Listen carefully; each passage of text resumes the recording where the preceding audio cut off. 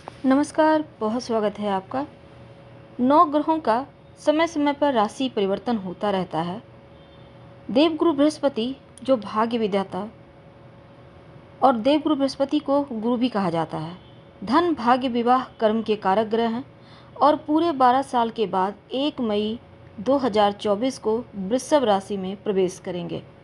तो देवगुरु जो एक राशि में वापस आने में उनका पूरा 12 वर्ष का समय लगता है और जब वो वृषभ राशि में आएंगे तब आप मेष वालों, आपके लिए ये गोचर किसी वरदान से कम नहीं होगा, क्योंकि हर क्षेत्र में सकारात्मक फल तो मिलेंगे। करियर में बड़ी सफलता के साथ नौकरी में उन्नति के योग भी बनेंगे। धन आएगा, कोई ना कोई गुड न्यूज़ आपको जरूर प्राप्त होगी इस समय।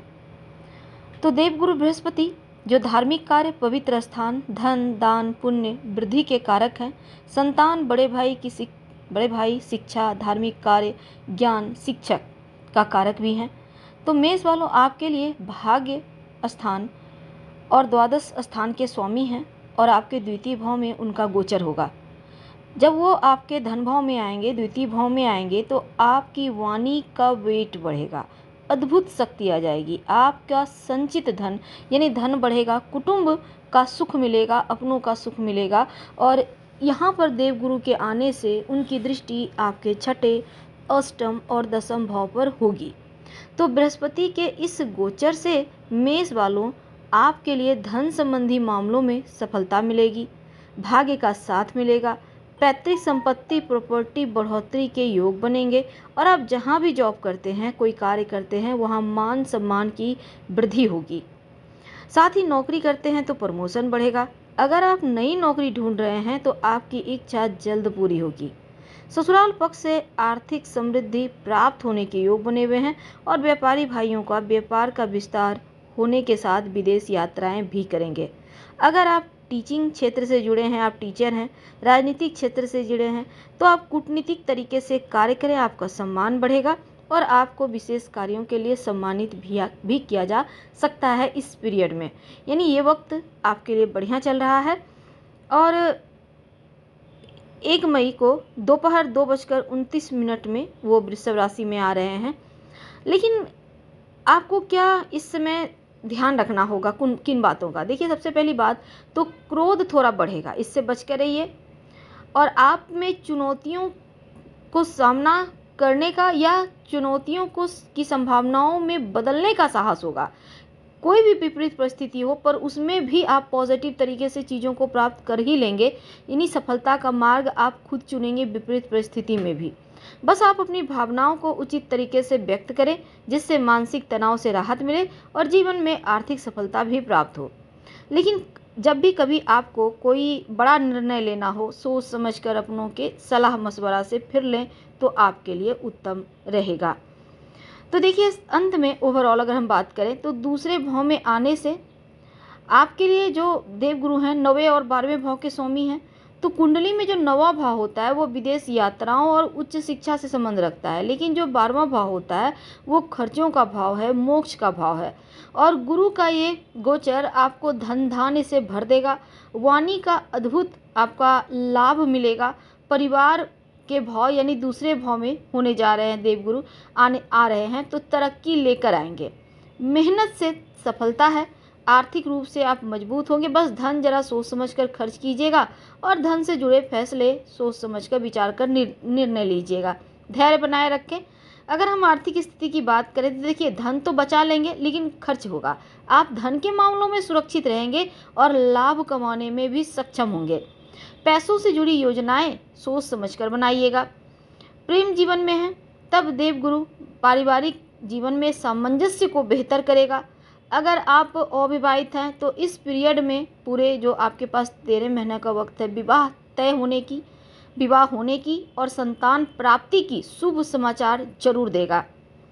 तो घर का वातावरण खुशहाल रहेगा, परिवार में प्रेम है और इस समय ससुराल पक्ष से भी आपके रिश्ते बेहतर होंगे। लेकिन हर जगह चीज़ें बढ़िया हैं पर प्रेम के रिश्ते ज़्यादा अच्छे रहेंगे। किसी भी तरह का विवाद से दूर रहिए, खुलकर बातें करें, प्रेम बनाए रखें रिश्तों में तो मुश्किलें कम होंगी। स्वास्थ्य के मामलों में देखिए, आपके लिए लाइफ स्टाइल को थोड़ा बेहतर करें, अपने ओवरवेट का ध्यान रखें, पाचन की समस्या से छुटकारा पाने का भी ध्यान रखें और ज़्यादा ऑयली भोजन मत कीजिएगा क्योंकि बृहस्पति मोटापा भी देता है।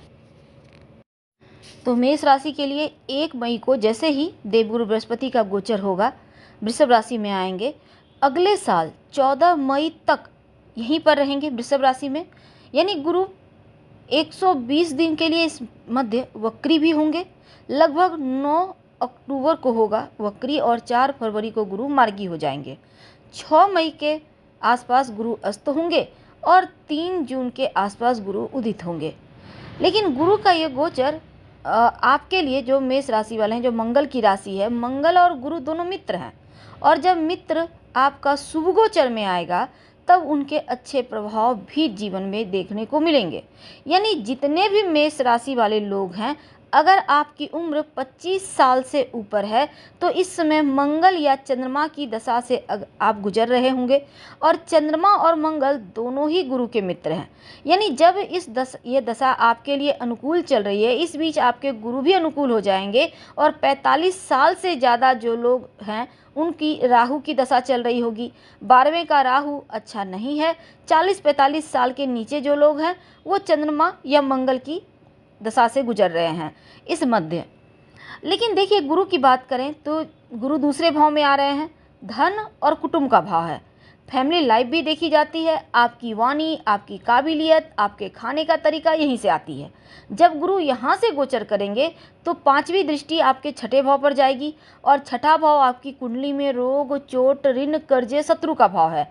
केतु पहले से ही शुभ गोचर में है, तो जब यह भाव आपके गुरु के प्रभाव में आएगा तो यहाँ भी आपको फायदा मिलेगा। अगर आप कर्जों से परेशान थे तो आपका कर्ज मिट जाएगा। विवाद, बीमारी का भाव है। अगर आपकी बीमारी ठीक नहीं हो रही तो यहाँ पर चीज़ें पॉजिटिव होनी शुरू हो जाएगी क्योंकि केतु पहले से ही यहाँ शुभ गोचर में है और एक निगेटिव और पॉजिटिव दोनों ही भाव इस भाव को एक्टिव कर रहा है। यानी कर्जों से राहत मिलेगी, स्वास्थ्य की समस्या दूर होगी, धन की मुश्किलें दूर होगी। गुरु की दूसरी दृष्टि नवी दृष्टि है, 10म भाव को एक्टिव कर रही है जो कर्म स्थान है। अब देखिए, गुरु की 7वीं दृष्टि भी यहाँ पर भी बन रही है, तो यहाँ पर एक्टिव, यहाँ जो ये वाला ट्रायंगल है वो एक्टिव होना बहुत अच्छा है क्योंकि जब गुरु इस भाव को एक्टिव करते हैं तो कर्म या कारोबार का भाव है, तो आपके कारोबार में वृद्धि होने लगती है, आपको प्रमोशन मिलने की संभावना बन जाती है। अब 8म भाव इस भाव से 11वें भाव में आता है और यह अब कर्म का 11वां भाव एक्टिव हो गया। तो क्या हो गया, यह भाव आपके लगन का भाव है, लेकिन यह भाव आपके 10म का 11वां भाव है। तो यहाँ से छिपा हुआ धन देखा जाता है, गुप्त धन। रिसर्च का भाव है, यहाँ से आयु का भी विचार किया जाता है, तो यहाँ पर आपको उसका अच्छा फल मिलेगा। यह पत्नी का भाव है, तो जीवन साथी के माध्यम से धन आएगा, ससुराल पक्ष से आपको लाभ हो सकता है। तो बहुत सारी चीज़ें हैं जो गुरु आपको यहाँ पर देंगे। 6ठे भाव से ऋण, शत्रु देखा जाता है, कर्म से फायदा होगा यहाँ पर। और 11वां भाव है, इसका फायदा तो आपको होगा ही क्योंकि गुरु की दृष्टि है। तो गुरु आपकी कुंडली में भाग्य स्थान के स्वामी हैं और 9वां स्थान गुरु का भाव है। गुरु इस भाव के कारक भी हैं, धन भाव के कारक भी गुरु होते हैं और भाग्य स्थान के कारक भी गुरु हैं। तो उनकी अपनी मूल त्रिकोण राशि पर दृष्टि है, निश्चित तौर पर शुभ गोचर में है, इसका फल तो मिलेगा। और गुरु की जो चंद्रमा में गुरु चल पड़ा तो आपकी लाइफ में आपको कई मौके देगा जिसके बारे में सोचा नहीं होगा। ऐसे ऐसे जगह से धन आएगा, ऐसी ऐसी जगह से सफलताएं, मौके मिलेंगे जो आपके लिए सपने से कम नहीं होगा। तो यहाँ पर भाग्य स्थान और 12वां भाव को एक्टिव कर रहा है गुरु, शुभ गोचर में है। 12वें भाव के शुभ फल भी आपको मिलेंगे। विदेश यात्रा 12वें भाव से देखी जाती है, हालांकि 12वें भाव के अशुभ फल ज़्यादा हैं। यहाँ से मोक्ष या फिर स्वास्थ्य की समस्या, बेवजह खर्च भी देखा जाता है। लेकिन धार्मिक यात्रा या विदेश जाने का आपको ज़रूर मौका मिलेगा। कारोबारी हैं तो वृद्धि होगा, कर्जों से राहत मिलेगी, रोग से मुक्ति मिलेगी और आपके जीवन साथी और आपके बीच तालमेल बढ़िया बना रहेगा। अगर कोई चीज़ आपसे गड़बड़ है वो भी ठीक हो जाएगा, यानी कि पॉजिटिव होनी यहाँ से शुरू हो जाएगी। क्या करेंगे, नियमित रूप से आप संभव हो तो ओम ह्रीं बृहस्पतये नमः का जप करें या माथे पर हल्दी या केसर का तिलक लगाएं। हम आपसे विदा लेते हैं। जानकारी अच्छी लगे तो लाइक कर सब्सक्राइब करें, अपनों से शेयर करें, कमेंट करें। धन्यवाद, हम फिर मिलेंगे।